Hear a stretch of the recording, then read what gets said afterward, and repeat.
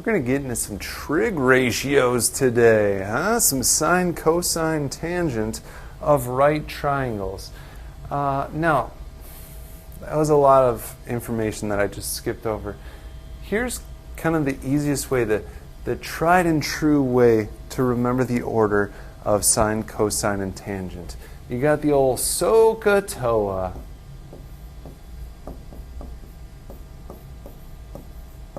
Which, when you have an infection on your foot, you're going to want to create a salt bath and make sure you soak a toe.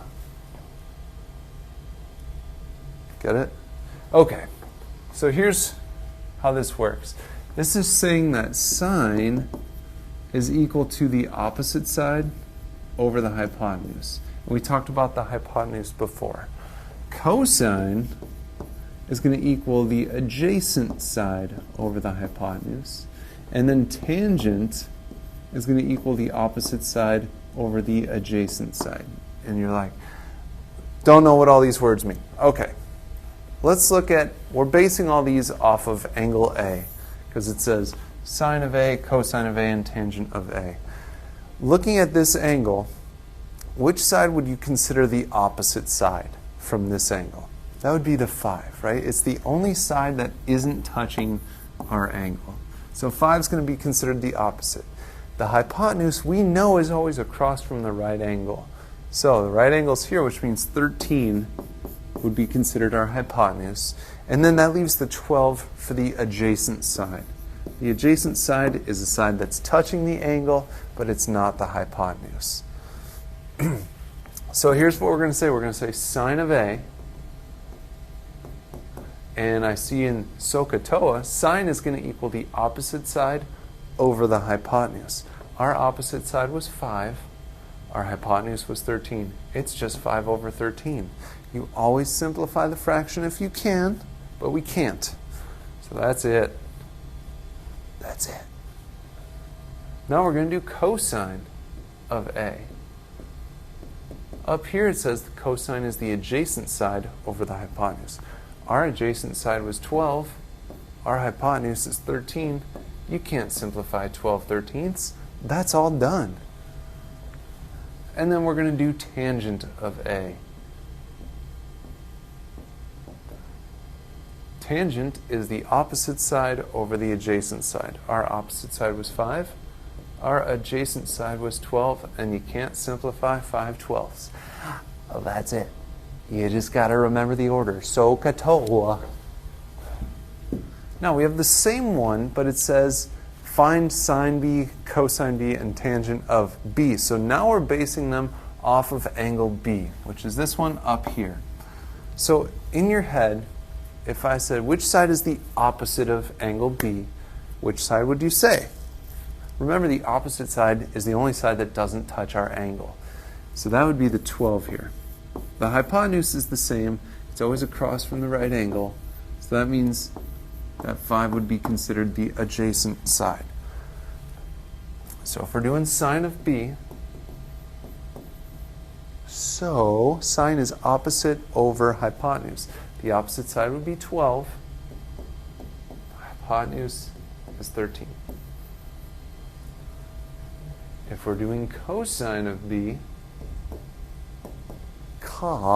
it's the adjacent side over hypotenuse, so that would be 5 over 13. That's a weird 13.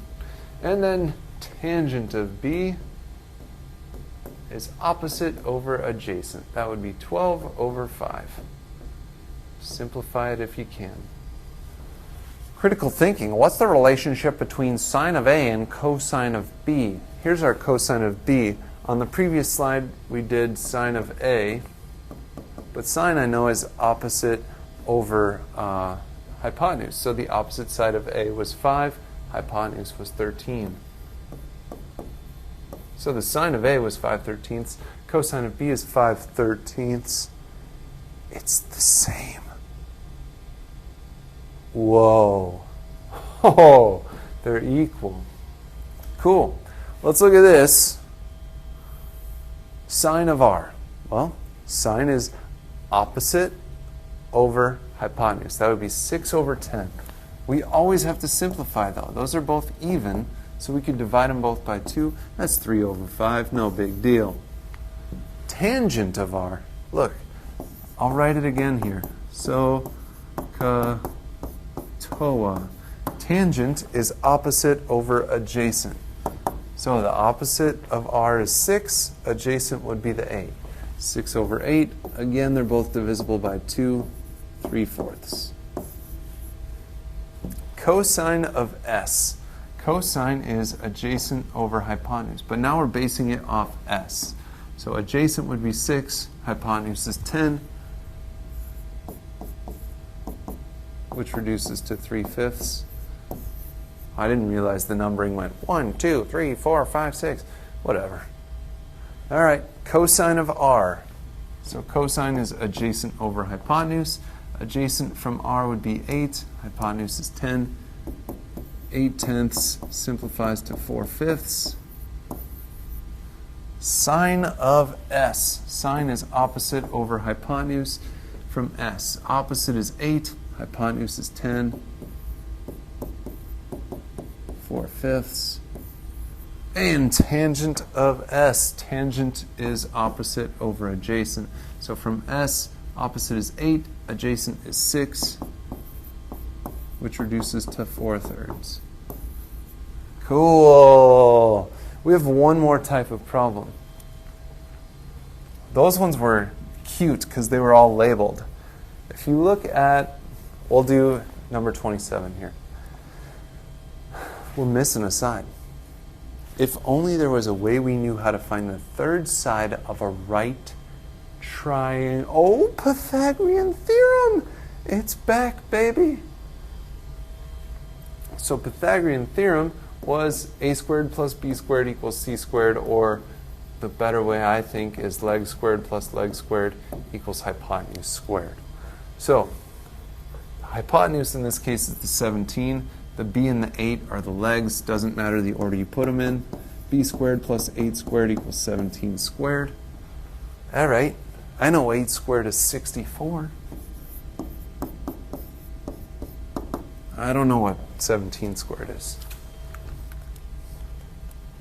289. So then, back in the day, we subtracted the 64. B squared equals 225, and then we square rooted it. We got 15. So this side is 15. So we're basing it off angle A, which is this top angle here. So when we do sine of A, it's the opposite side over hypotenuse. The opposite side is 8. Hypotenuse is 17. We can't simplify that.